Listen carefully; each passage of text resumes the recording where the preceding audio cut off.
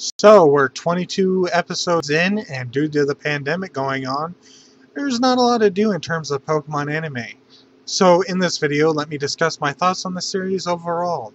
I'll try to stay away from the episode plots and stuff and focus on the general aspects, but of course I might touch upon the episodes a little bit, but we'll have to wait and see.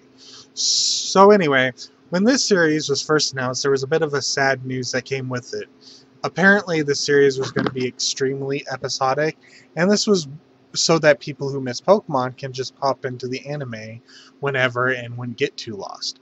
As the series has been so far, I don't think I agree with that sentiment, as apparently now the anime doesn't expect you to hold your hand and just assume, wait, where did Ash get a Dragonite? Oh, he must have caught it in a different episode. Wait, Go has a reboot? Oh, Scorbunny must have evolved. But, you know, whatever. And I was upset with this because they weren't going to have major arcs in the series. I don't mean the equivalent of gym badges or contest ribbons or Pokemon League at the end or whatever. What I mean is we're extremely unlikely to get anything more than two-parters, if even that. Which again I stress on how much I disagree. The point they want to make is, for the most part, they want kids and viewers to pop into the series and see an unrelated story with however everything has been going. However, if Ash is catching Pokemon and Go is catching or even evolving Pokemon, doesn't matter to said audience. Can anyone be bothered when they miss an episode and suddenly the next episode is Tobias and Ash in a full battle that lasts 3 episodes? It's a lot of ridiculous justification just to make the series very episodic as opposed to more like the previous generations, where generally it was episodic, but you could still shove in a juicy 5-episode arc in the middle. Ultimately disappointing, in my opinion, that they decided to make the series even more episodic than before, because I doubt we'll get anything like Ash vs. Kukui, at least in this generation. But maybe I'll be wrong, and they just didn't want to make something like an evil villain plot that lasts the span of 30 episodes, where nothing happens most of the 30 episodes and then concludes afterwards. We'll have to see. But outside of that, how has the series felt? Not good. At least one more problem in another aspect. And it's not really the writer's fault necessarily. I mean, they could have taken more initiative in the structure of the stories, but it's fine. But another aspect of the series I don't like, that other people have expressed the same opinion, is that we seem to be perpetually stuck in the Kanto region. Or more explicitly, Vermilion City. And for clarity's sakes, Ash got Gengar and Riolu in Vermilion City. The issue is that the series was touted as a world tour series, going to all regions, which at least was part of its initial appeal, since it meant going to places we've already seen, and who knows, perhaps finally they wouldn't be afraid of continuity. But that isn't what happened. Instead, we've got 13 episodes in Kanto, 4 episodes in Galar, 2 episodes in Hoenn, 1 episode in Sinnoh, 1 episode in Johto, and 1 episode in Unova as of episode 22. And the worst part of that is, of those 13 episodes in Kanto, we can definitively say that 9 of those episodes being in Vermilion City.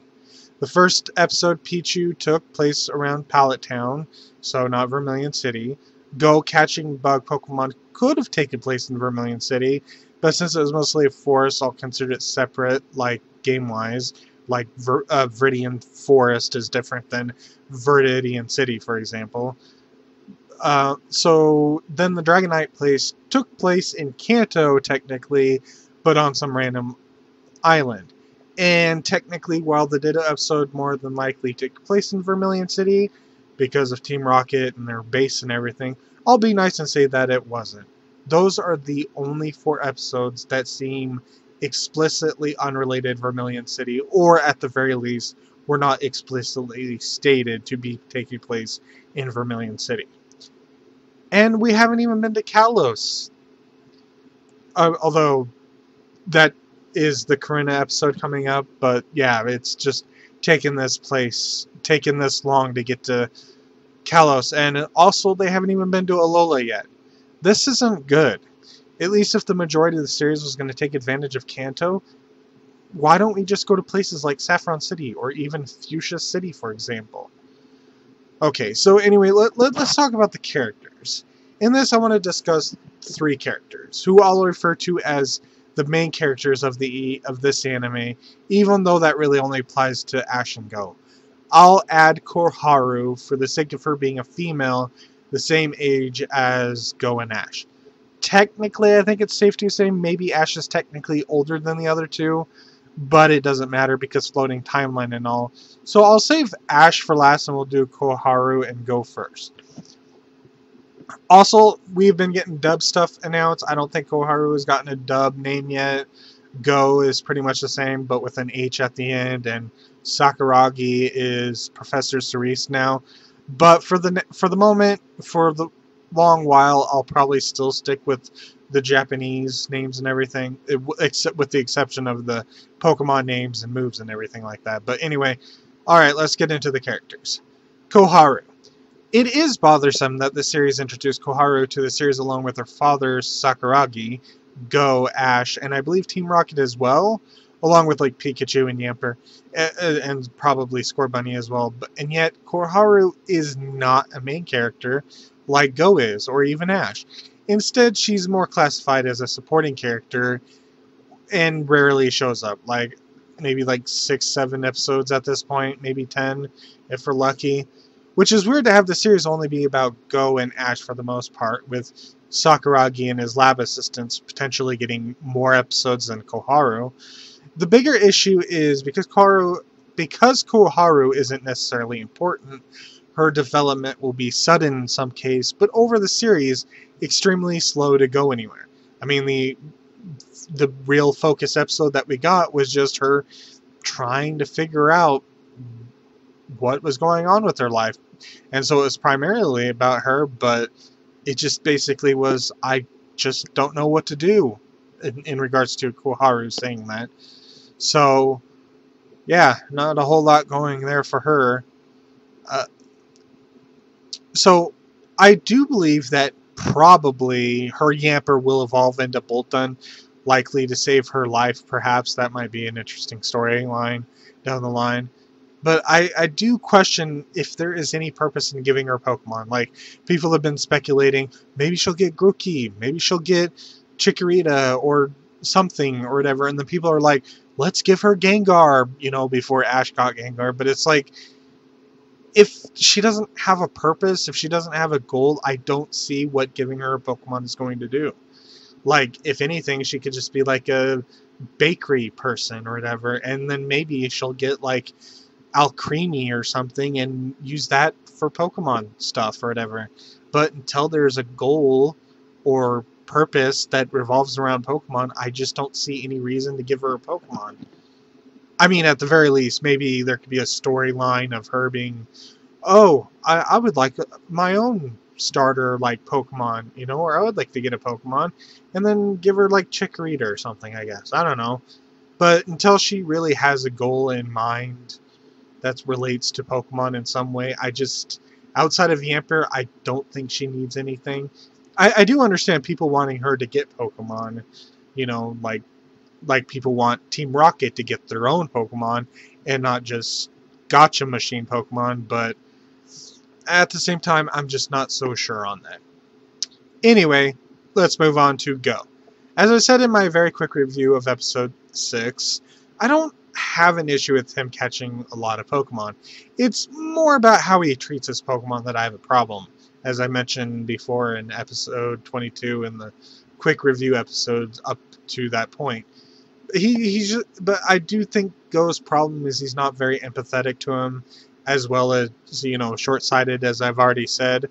I mean, don't get me wrong, he still loves and cares for his Pokemon, sure, but not to the extent he should. So, as I said in my review for episode 22, I really hope they'll allow him to grow more towards his Pokemon rather than something he can catch as a numbered goal or whatever. So I hope they continue giving Go more of a connection with his Pokemon.